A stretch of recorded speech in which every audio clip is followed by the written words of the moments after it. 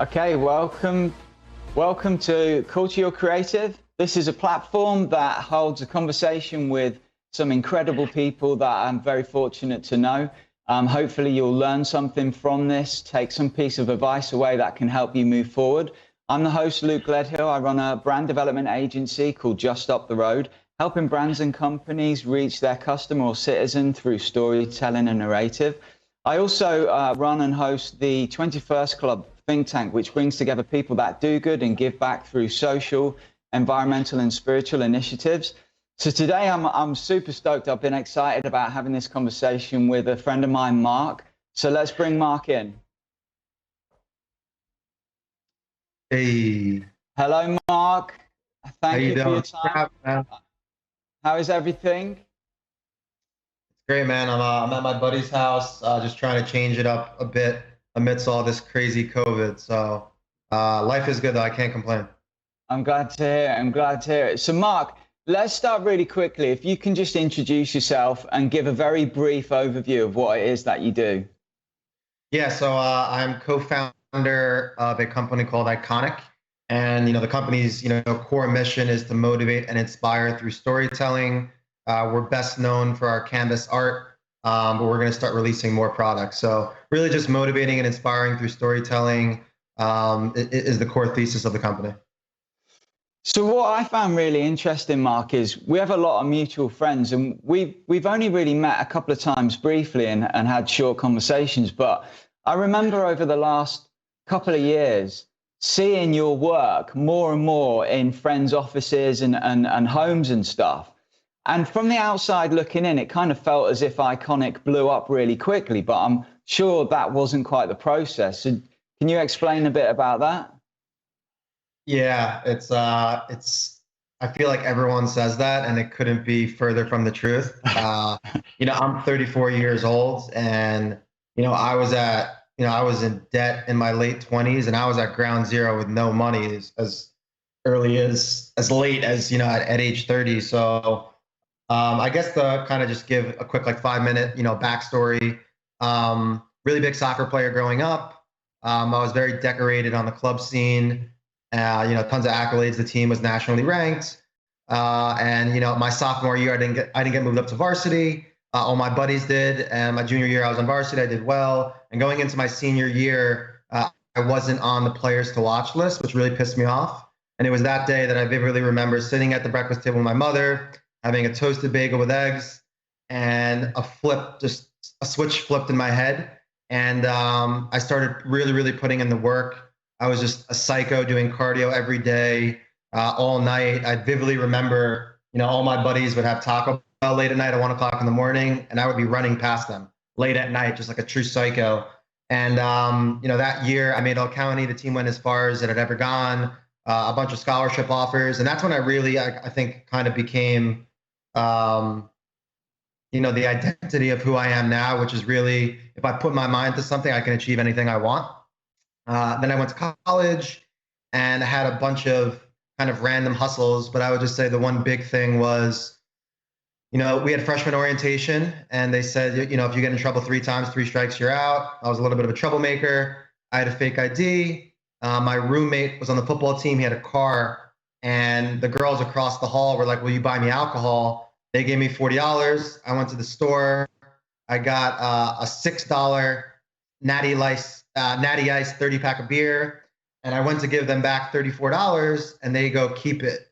And that's when it went in my head again. I was like, wow, no one wants to take the risk. I can make a lot of money doing this. And it started with them, and then I did their neighbors. I did the first floor, I did the second floor, I did the third floor, I did the whole building. I did the building next to me, and I created this super lucrative business. And it got to a point where, my mom was shipping me, my old soccer duffel bags to carry it in. And I actually ended up outsourcing it where other people were taking the risk. And I was literally just in my dorm room, just overseeing everything. And then I had a beer pong tournament, and I got raided, and I almost got kicked out of school, but that's besides the point. Yes, that's probably when I became an entrepreneur. And then I think the one big thing I kind of want to touch on, then we'll get to IKONICK, is really, that was kind of the good times. And then I would say from 22 to 30 was absolute shit. It started with my buddy was living in LA. I'm from New York. I was living in New York. And this is when eco-friendly was really big. And he's like, I need somebody that's LEED certified, leadership in energy and environmental design. And I did very, very poorly in school. I had a 2.1 GPA. It took me 5 years. And I studied for 6 months for this test. And then I failed. And then you needed to wait 2 months to take it. So then I waited another 2 months and I failed again. Then I waited another 2 months and I finally passed. I'm like, awesome. Fly to LA, sign my lease. A week later, he goes, yeah, I don't need you anymore. So I got laid off. So now I'm living across the country with a new lease, with no money at that point because I was studying for the test. And then I took a job doing door-to-door sales for a whole year from Beverly Hills to Compton to the Inland Empire. Crazy ups and downs. There'd be months in a row where I'd make no money. And, I always say I vividly remember the story of just, in a suit and tie and my piece of shit Honda Civic, eating beef jerky and water and sweating and just like thinking like, what the fuck am I doing with my life? And that was a real low point for me. And I ended up moving home. And then the last thing is really, I spent the better half of a year working on a project with a buddy of mine. We raised $500,000 in a letter of intent. And long story short, he went to Colorado.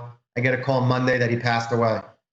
And then, he's the one that got the money. So the money got taken away. So again, I was back at ground zero. Fast forward, I'd been, head of sales and CMO of a couple companies. I think the other last big thing to touch on was I didn't really understand taxes, and I was a W-2, and I got shifted to get a K-1. And for people listening, a K-1, you get taxed like you're a 1099, so you need to pay taxes. Didn't know that, and long story short, overnight I went $30,000 in credit card debt because of taxes. So yeah. I was probably 27 or 28, broke, in debt. But the one constant throughout this whole entire thing is I was always investing in myself, in my knowledge. I was always, you could ask any company I worked for, they would all tell you I was always the first guy there. I was always the last guy to leave. I was always reading. I was always listening. I was always learning. And over time, if you invest in yourself, over time you will win, because knowledge always wins. Knowledge and skills win. So yeah. And then I fell into IKONICK, which we can get more into it, but it's been the perfect project for my personal skill set. I have the greatest partner in the world, Jeff Cole. He handles the design, I handle the business. And yeah, man, it's a crazy time. We're in crazy scale mode, and we'll get more into the business, I guess. But yeah, it's most definitely not an overnight success. Yeah, I mean, that's a crazy backstory, Mark. I didn't know the half of that. And before we get into IKONICK, I'd like to unpack that a little bit by going back. There was something you said that remained a thread through your life, and that if you set your mind to something, you can achieve it. And I think that it's important that you said that, because a lot of people will give up at the first hurdle. And, if I hear that all the time, if you set your mind to something, you'll achieve it. And I think that people, it's almost become like a throwaway affirmation, because people don't really understand the truth in that. And that if people really did just focus on what they wanted, they could actually achieve it, right? And you're proof of that through everything you've gone through. And a lot of our friends that we mutually know are the same. I mean, Kevion, our good friend in Orange County, he talks about that a lot. It's very much similar in that aspect as well. So why do you think specifically that most people don't have the energy or empowerment to stick with it? I think it really all comes down to the why. It's the why and the reason. And if you have a strong why and you put in the effort, you're going to win. Like for me, when I didn't see my name on that list, that soccer list, and I saw people on my own team were on that list. And they knew that I was better than them. I said to myself, I need to prove these motherfuckers wrong. So for me, it was almost like a hate thing, and to prove people wrong. And, throughout my life, I've obviously matured a bit, and I have different reasons for why I do things. But I think it's all about being self-aware and finding out what makes you tick. And if you find that out and you align your goals with something that makes you tick and makes you happy and personally fulfills you, you could achieve absolutely anything. I quite frankly, I did not have good work ethic up until literally that morning, that breakfast. I did not have until then. And then I flipped the switch and said, fuck this. I was never a runner. I literally, we did this thing called the Cooper test where you would train, your flexibility, your agility, your strength, your cardio. I was never a good runner, ever. And then I became a good runner because I had a reason. So I think it's all about, one of the most important attributes in any human in business and relationships is being self-aware. So being self-aware to know, what drives you, what you're passionate about, what you care about, what you care about, not what other people want you to care about. It's what you care about, and what personally fulfills you, then you can literally do anything. I am absolutely obsessed and love my business. I love my team. I'm at a point now with the company that I focus on things that I enjoy doing. I enjoy having these conversations. And I'm at a point now where I absolutely love what I do. So for me, we're going to have $1 billion company. I'm supremely confident in that because it's limitless where we can go. And it's all just about, I have that mindset that we're going to be that big because I'm doing stuff that I love and I'm good at. And it's that simple. So I actually think this whole entire existence in life, people make it way too complicated. Do stuff you're good at that you love. End of story. Everything else is easy. If you do stuff you love and you're good at, that's it. So it might sound stupid or it's very simplistic, but I don't understand people that are doing stuff that they don't love. And if you're doing stuff you don't love and you're not getting compensated well, what the fuck are you doing? Yeah. I don't get it. Yeah. So that's my thoughts. I think, though, to follow up on what you said, Mark, is essentially it's how society is set up. That Don Miguel Ruiz wrote a book called The Four Agreements, and a lot about what he talks about is essentially focusing on yourself and aligns with what you just spoke about. And society is set up in a way that society places on you what you should be doing. Your parents, your grandparents, your friends, people teachers, school, college, whatever, they mold you and shape you into what they think you should be. But what you said is important is that if you actually focus on what excites you, what drives you, the passion from that will carry you forward, right? I mean, yes, exactly. We live in a world now where distribution and awareness is so accessible with the internet that every single human in this world, I guarantee you, is passionate and good at something. And there is some community that loves what you're good at and what you want to talk about. And, something that I really love, it's an essay by a guy named Kay Kelly. It's called 1,000 True Fans. And it's all about, if you have 1,000 true fans, true diehard fans, you can build any business you want. And I think that people the other big problem is people are just lazy. So, I think I could build, 1,000 fans in millions of different hobbies I have. So, yeah, man, I completely agree with what you said. Yeah, that's really interesting that you just mentioned 1,000 fans, Mark, because I think about this a lot, and what's happening now is really showing this, bringing this to the forefront about what is an actual influencer, right? Who is an influencer? I believe a person that is leading by example is actually of influence to me and to others. Whereas exactly what you said, by having 1,000 fans, you can build anything, right? Yep. But it has to have meaning attached to it. 100%. I have a text group. It's through a company called Community. You've probably seen like Gary Vee have it where he's like text me and stuff. And I literally have a group. It's at 200 people right now. And all I'm doing is just giving them value. That's it. Listen to this podcast, listen to this YouTube, check out this brand, look at this quote.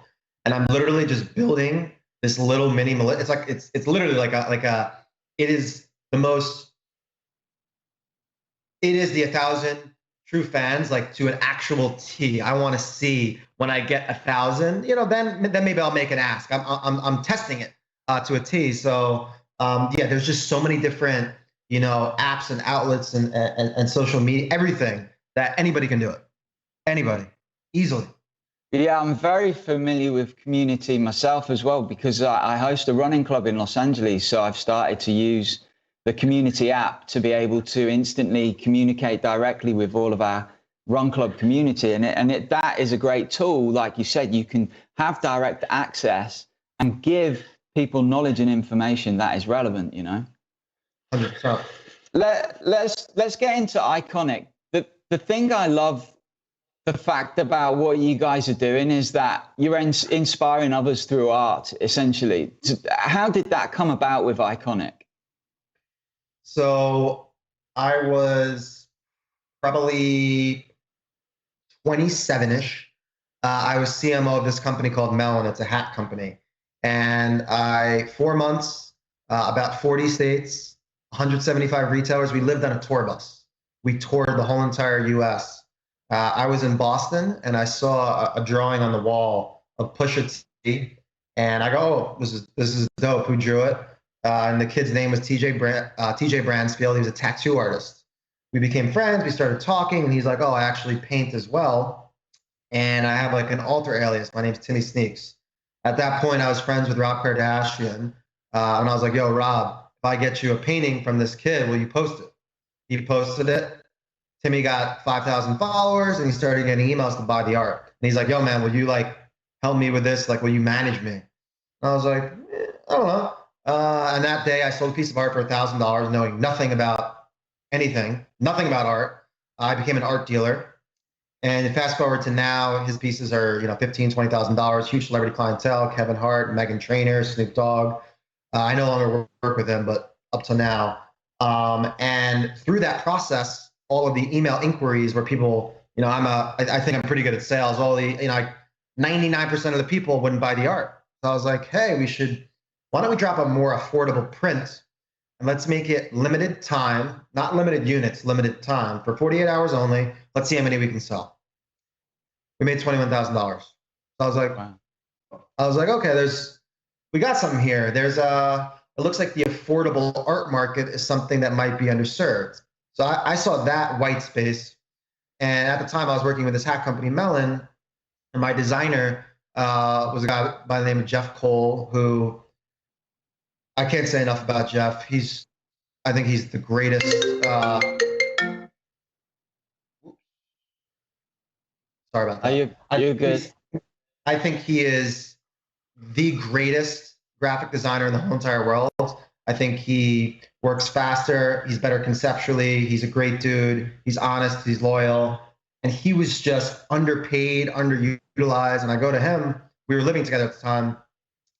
I was like, "Yo, man, let's start drop shipping art." And he's like, and he started becoming big on Instagram. And he's like, "Yeah, everyone's posting about photography and motivation and these memes and pop cultures. I'm gonna make it around that." And we literally were broke, living in Carlsbad, San Diego. And he just started making these. We started drop shipping. I own big Instagram accounts. I started bartering posts here and there, making $1,000 here and there. And I remember it was February of 2017. We went on Shopify. And then in March, we started doing paid ads. And we made 6 figures the first month. And we went 13 months in a row. We went up in revenue. It was the wildest ride. The beginning, I will cherish those moments forever. In the beginning, we had another job. So we did millions of dollars in the beginning with another job. It was 5 a.m. to 8 a.m. And our partner in the other company, I remember when he would close the door, he'd leave at like 5 or 6. He'd close the door and I just, coffee, savage mode all fucking night. And it was so wild, man. It was I mean, I love Jeff like a brother. It was me, him, his 15-year-old brother at the time was helping us process orders. We would have contests, me and him, of just how fast we can upload the art, because at the time we didn't have production. So we Right. had to manually upload the art. And we would literally, I remember it, man. I'd be like, I'll do 100, man. You do the next 100. And we'd have contests. And we were 2 weeks behind in orders. We were so filled up to the brim. He did the art. And then I was the rest of the company, Luke. The rest of the Right. company. I was customers. It was shopiconic@gmail.com. Their first 4,500 order, I was customer service. So, yeah, man, it's been like the wildest ride. And it's so authentic to me and Jeff. I mean, all of the pieces, the quotes, the words are like, I'll text Jeff, like, yo, I like this quote. I like this word. Someone will say something, we'll be sitting, we'll be watching Social Network, and like, Timberlake will be like, $1 million isn't cool. You know what's cool? $1 billion. And then we'll be like, oh, it's a dope piece. And then we do it on a piece. So we just take concepts and ideas and inspiration from everywhere. And then it just gets dumped onto Jeff's little idea pad. And then he does what he does best. He makes the pieces. And that's the company at its most simplistic form. It's way more complicated than that. But yeah, man, that's the story. And we partnered with Gary Vaynerchuk and Scooter Braun. And it's been a wild ride. It's now, we have a team of probably about 10 now. And it's just every day, just figuring it out and getting better. And I love what I do. I don't know what else to say, but yeah, I love what I do. That's inspiring, Mark. That really is inspiring. I was actually going to ask you, where do all of the creative ideas come from and how you maintain creativity? I'm guessing that's really a testament to your relationship with Jeff then. Yeah, I mean, let's make this clear. Jeff is the idea guy. I'm not the idea guy there. Obviously, I give my ideas, but he always laughs that I have shitty ideas and I don't have a top 20 piece yet. It's funny. We joke a lot of time, but yeah, man, what we've done too is, we've now looped in third parties, whether it be, licenses like Ali or the NBA, or collaborators with, guys like, Gary Vaynerchuk. We're about to launch Damon John. And then we basically can now lean on them. They also can help with some ideas. They give us their favorite words, their favorite quotes. So we have Jeff's brain, my brain, the team's brain, and then we bring in third parties to help infuse, their DNA with our DNA. And obviously it needs to be somewhat aligned. And then on the other side, you get amazing pieces. That's really cool. Do you know what really excited me, Mark? I love the work that you guys do with IKONICK. And like I've said, I see it in offices and at friends' homes and stuff. But what really excited me is the IKONICK kids. Tell me a little bit about the reason of branching out into the kids area. Yeah, so I think that we've really focused on this one core persona, whether it be men or women of any age, of people that want to be inspired, want to be motivated. So we really have locked into that persona. I'd say in males and females, and most of the pieces were just, the aesthetic was more geared towards 15 and up, I would say. And then I think it's everything with the company that you see is a natural extension off me and Jeff, off us living our lives. Like, if you look at the company in the beginning to now, like even the content, you see what our general hobbies were and stuff we were passionate about. We're maturing. Like I have, he's turning 3, my nephew. I love him more than anything. And, I wouldn't say he was the inspiration, but just kind of, seeing him and seeing that network, looking at the walls, he didn't have anything on the walls, going to trade shows and looking at, the kid space was underserved. The same thing, was underserved. We had some suggestions from some people. And then my buddy Miles introduced us to Pete Oswald, who's a New York Times bestselling illustrator, and just kind of all things kind of just organically and authentically came together. But for us, it was really just kind of filling a void, and it was just a natural, authentic extension of the brand. And we're always going to keep that DNA, that motivation and inspirational DNA, but we're going to extend into other product mediums. in other markets. Example, we're going to make a very big push with women. We have something coming with women coming out. And that's not to say that we're not feeding the women's market now, but I think that there's a lack of focus of women's entrepreneurship out there and highlighting women. So it's really just about, you giving the market, what it needs and kind of filling the white space. But the kids was just an obvious natural extension for us. And, it's something we've had the idea for a while, and we work behind closed doors on probably 9 months.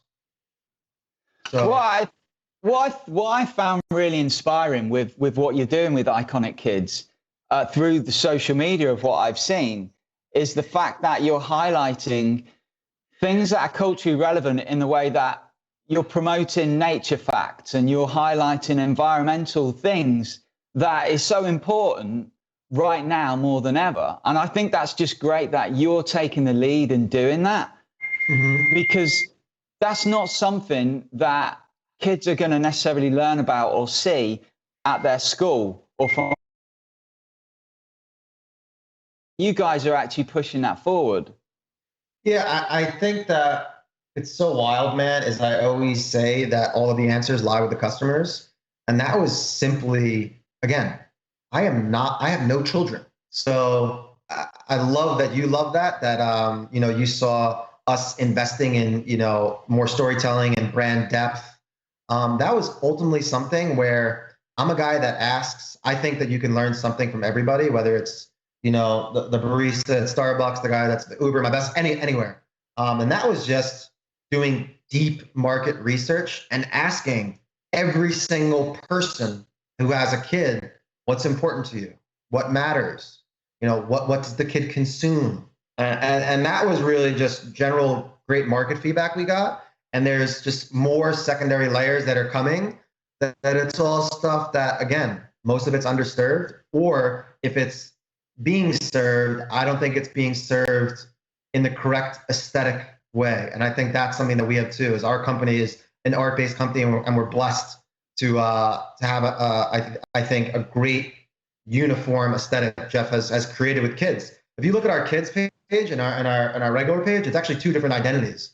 And that's something that was obviously a huge decision. And in my mind, it was the right decision. So, because I think that on, obviously it's way more elementary, even down to the captions are way more elementary on kids. So I think that, I think something that we've learned with the brand is really just being way more thoughtful and patient and asking more questions and providing more storytelling and more depth. A lot of people, like if you look at our competitors, we have these competitors that just knock us off, never innovating, and they're just quick copy. And people see right through that. Yeah. It's like, it's just a quick copy, but they're not doing nature facts. They're not doing anything passes, here's the art. And that's not how you create brand. That's not how you create value. That's not how you create repeat customers. That's not how you create 1,000 true fans. So that's my thoughts. Yeah, no, I totally agree with that, Mark, because essentially what you guys do through IKONICK, or from what I see visually through social media and your web platform and everything else, and now with IKONICK Kids, is there's full transparency. And I can feel that transparency through what you promote, even on your own social media. It's real and authentic, and you can't replicate that. Man, authenticity wins. It's so wild. Like, I learned when we started doing a web series, we did a web series me and Jeff had a camera guy following us around 24/7 for almost a year. And it was then where I really started kind of being like, fuck it, man. I'm just going to be vulnerable. I'd be speaking at conferences, and it was literally, I'd be on a stage. I remember vividly. I spoke in Miami at Art Basel 2 years ago. I was on a stage with 4 other successful people. And it was literally like, sold my company for 50 million, doing this, doing that. And I'm looking in the audience of 500 people. And I'm like, that's probably not what they needed to hear. They probably need to hear. And then I got on and I was like, you know what? Fuck it. Let me tell you guys about all my failures. And I just went through what I went through with you in the beginning, and I saw everybody's face lighten up. And the first guy that asked the question was like, I fuck with you, man. I needed to hear that, because that's what the people that are there that want that value, a lot of them, could be in a bad spot, and they need to know that, hey, I was negative $30,000 in the shitter, and now I'm here. So being vulnerable and being authentic, it's been monumental. It's everything. I am, my mom even tells me I should probably pipe it down a bit, because I almost tell too much. But for me, it could be a double-edged sword, but it's worked for us thus far. And people like you saying that it looks real and authentic. It's because it is. I mean, that's what it is. So I think for anybody out there that's listening, that's starting a brand, find something that you're deeply passionate about. You have to be deeply passionate about, because you need to have a psychotic work ethic to defeat your opponents. So find something you're passionate about, and that's authentic to you. And if you do that, then you're not even working. You're just living your life. Like Jeff, his passion is doing art, and that's what he does every day. Yeah. It's a joke that this is work. This whole thing is a joke. It's like a big sick joke to us that this is like our work. It's like people think I'm crazy that I work. I'm on every single day, all day. I don't even know the days of the week with this apocalypse stuff. I literally don't even know what the day of the week is. I need to look at my calendar right now. I don't even know. So yeah, man, be authentic. It wins. Well, I'm super interested to know, Mark, with IKONICK moving forward, you mentioned you're going to start doing some more empowering messages in women entrepreneurship space, but have you thought about publishing books, or even with the IKONICK Kids, some sort of like illustration videos, or series like that sort of thing? We're on it. Okay. We're on it, baby. That's another big thing that I've learned with this business is pipelining things.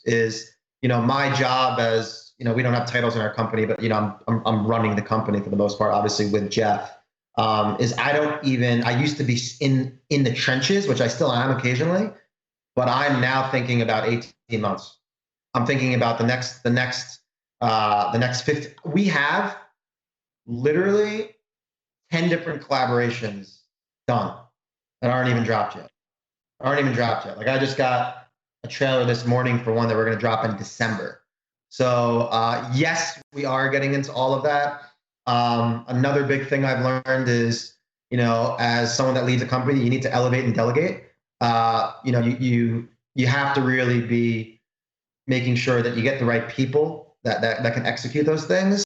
And we just right now, I'm in hire mode right now. So I'm just, bringing people along that we can just execute all those things. Because for me personally, I love the kid stuff.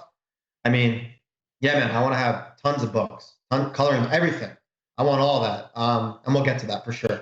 Yeah. I love that. That's cool. Mark, network is a huge part of entrepreneurship, right? I believe that.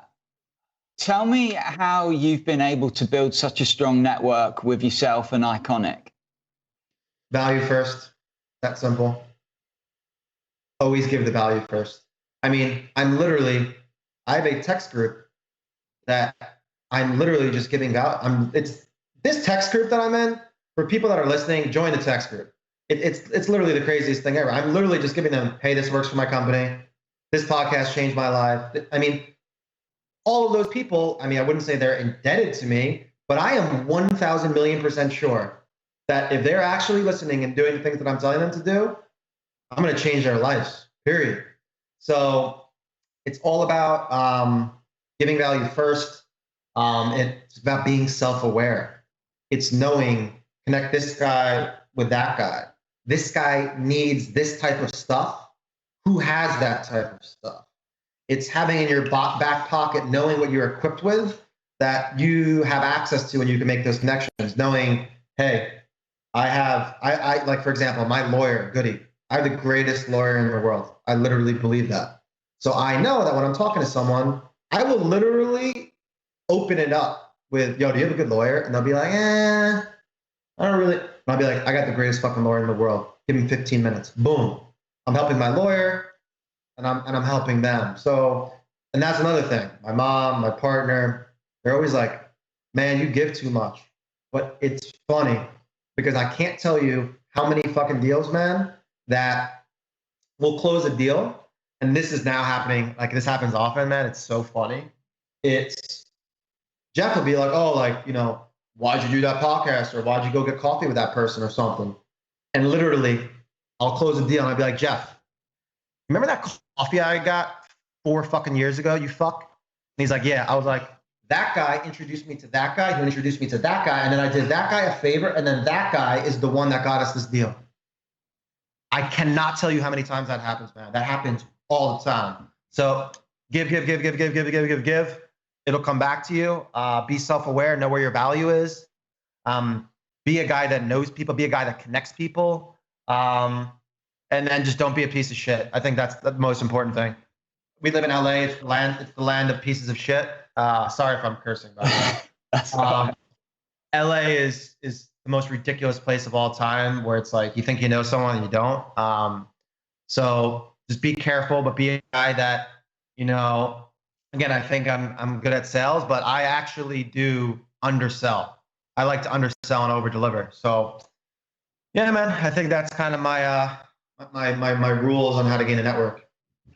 Yeah, I think the real takeaways from that, Mark, is so important what you said about being authentic and being yourself. And, I actually read the other day, I'm going to preface this by saying Russell Brand, I heard him talk on a podcast last year, and he said that when he goes to have a meeting with somebody, or when he goes to interview somebody or something like that, he reminds himself that he's going to be of service to that person or to those people, and to not go into it wanting or to take something from that interaction, right? And then I think it was a couple of days ago, I actually read somebody said, hands down first, or maybe it was even our friend Daniel said last week, hands down first. You go into a meeting, it's hands down. You're not going in with, hands out, what I can get from this conversation with you. This is just purely about having a conversation, and hopefully people will listen and hear and be inspired. And I think that's the most important thing, is that a lot of people, I don't think it's antithesis of LA, but all around the world, a lot of people expect to gain something from other people. They expect it, right? Whereas if you can have the values you have and you go into something and just know that, right, I write my intentions for the day. Our friend Daniel got me into doing that. My intentions for the day is to be of service to somebody, to help or to inspire somebody else. And what you mentioned is what can come from that is just these incredible connections and meetings of people. And you just don't know what happens when you can just be there to offer that knowledge or your guidance. You want to know the craziest thing about this whole conversation, man? Is two things. One, when you're of service, if you look at the accounts payable versus accounts receivable, you actually win by doing that, by giving, not taking. And then the greatest thing, it feels good. It feels great. I'm helping people. You know how awesome it is when someone's like, "Oh, you changed my life," or "Oh, thank you so much, you told me about this." That feels good. It feels good, and long term it wins. That's the big problem, Luke. It's long term. You don't win now. The compound effect. I always say the compound effect takes 4 years minimum. You have to be. It takes a while for all of those things to stack. So that's the other thing. People aren't patient. So you come out on top if you're patient, and it feels good. So Daniel, for people listening, Daniel Cassidy's the owner of Rasta Clot. He's a great dude. He's a guy that is always looking to help people with no intention behind it. So yeah, he's a great dude, and that's the common theme that I see in all the really good leaders is that. I think a lot of people, they always say like Steve Jobs was a piece of shit, and they he's a bad leader. He was bad to his people. And I think sometimes people get it twisted I don't think that's the core DNA of the best types of leaders. That's what I think. So Yeah, yeah. No, I agree. I agree. Mark, I'm super interested to know if there is somebody, a person or a brand or a company that in you are inspired by or you think is really blazing the way in shifting culture forward for good.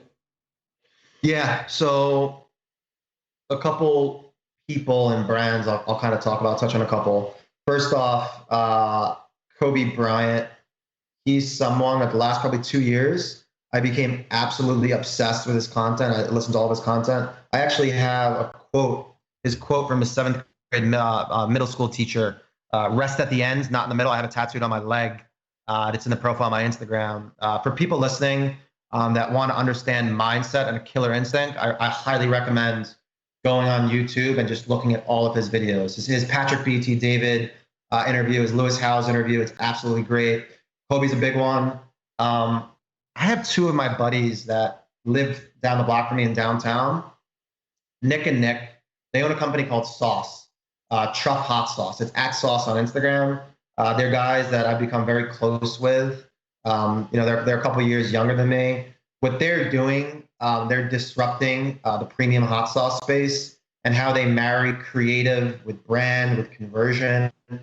Again, I think I have a very narrow focus. I think that's one of the things that I think I'm world class in. These are guys that consistently blow my mind. So for people out there listening that are marketers and brand guys, check out at Sauce on Instagram. Venus Sete Flor is a flower company. I'm actually at his house right now. He's one of my best friends. His name's Anne. What they've done in the premium flower space, always inspiring. I love people that are doing more revenue than me. I love that. That inspires me. I wish the best for all people, especially, my best friends. And he's someone that, he actually was one of the first IKONICK customers. He had a damaged frame and then we ended up talking on the phone. We got a drink and now he's one of my best friends. So Sauce, Venus at the Floor, Kobe Bryant. And then for people out there, I mean, if you're not following Gary Vee, then you should definitely be doing that. And lastly is I just finished a book. It's called Mindset by Carol Dweck, I think is how you pronounce it. Really, really good book. Read that book, guys. And then Jim Collins, Good to Great. If you have not read that book, you must read that book if you're building a brand. It's just about everything from management to brand, everything. Those are a bunch of people and things. That's fantastic. No, that's fantastic, Mark. Before we wrap this up, you've given us some absolute gems for sure. And you've probably already answered this, but I do want to ask you, if there's somebody watching or listening to this that it has a passion, but is a little bit stuck in a rut with whatever they're doing, is there one piece of advice or action that you can give to them that can help them make a change? 100%. The most important thing, the most important attribute for any human in life, I touched on it, is self-awareness. Guys, if you're listening, I absolutely suck at 99.9% of all things in this world. I can't ride a bike. I don't know geography. I suck at spelling. I'm half a fucking idiot in almost everything. I know what I'm good at and I invest in that. And then I delegate and outsource the rest. So first and foremost is you must be brutally honest with yourself. Understand what you're good at. And quite frankly, why don't you ask the 5 people that know you best if they think you're good at it, and ask somebody that you look up to and have a conversation with them. Do anything that you need to do. Go pay the person that's world class at that. Pay them your whole money in your bank account for them to audit you and tell you if you're good or you're not, because I can't tell you, Luke, how many people are wasting their life doing something that they're not good at. You're wasting your life. Yeah. It goes back to that. So I think being self-aware is the first thing. And then I think the second thing I would say is you are what you consume. Be very, very mindful who you talk to, who you surround yourself with, what Instagram accounts you follow. I mean, I literally, I'm looking at my phone right now. And this is not to sound pompous, by the way, either. This is for people to understand. I'm looking at my favorites on my phone. It's mom, dad, sister, business partner, 8 figures a year in revenue, 8 figures a year in revenue, 8 figures a year in revenue, younger than me, but he'll do 8 figures in revenue, and then my head of ops. That's all I gotta say, everybody. That says it all. That says it all. That's all I gotta say. So be self-aware, double down in what you're good at, and then you can provide value to people that are doing 8 figures, and then you can get into their network, and that's how you build your network. You build your skill set. You get smarter. So I kind of rambled off there, but yeah, be self-aware and be careful and have intent in what you consume. Yeah, I love that, Mark, and I appreciate it, and thank you for saying that. Mark, I could talk with you for hours, mate, and I'm very grateful for your time. I know we have a hard finish because you've got a busy day. Just tell us where people can find out more about you and IKONICK. Yep. So my social media is Mark Brazil, Mark with a K, Brazil with a Z. My business partner is Cole, C-O-L-E. He's the greatest designer in the world. And then the main show is IKONICK, I-K-O-N-I-C-K, on all major platforms, ikonick.com, obviously. And then in the Mark Brazil bio, I don't know if it's in there, but I'll update it after this, is my text group. I highly recommend doing it. I don't ask for anything. You don't have to do anything. You could click the links or not click the links. I'm sending out stuff like once a week. It's just like randomly stuff off my head. And I think it'll help. So that's everything. I appreciate that, Mark. I joke about this on every conversation, but I'm going to collectively pull together an advisory board for the world, and I'd like you to be on it. That is, I don't even know if you're being sarcastic or not, but that's an amazing compliment. I appreciate you. Just make sure that I'm giving advice on the only a couple things that I'm good at. Because as I mentioned, you want to know about the world, I don't even think I know the 7 continents. I would have to really think through that. Yeah, so. For the world, not on the world, so you'll be good, mate. Yeah, there you go. But yeah, man, I love the conversation. I appreciate you. I appreciate you reaching out, and what you're doing. More people need to do this. I think you're just giving value and bringing great stories to life that hopefully can inspire and motivate people. Thank you, mate. I look forward to coming to meet up with you soon when everything's calmed down. Post-COVID, my man. Have a good day. Thank you, Mark. Take care. Bye. Brother.